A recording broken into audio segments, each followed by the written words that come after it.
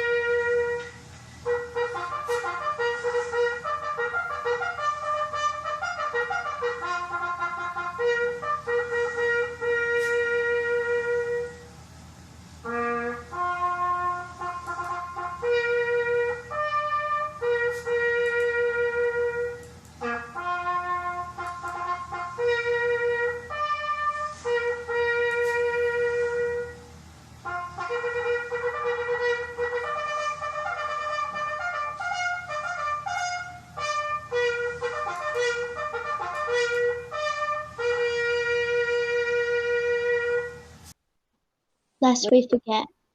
Lest we forget.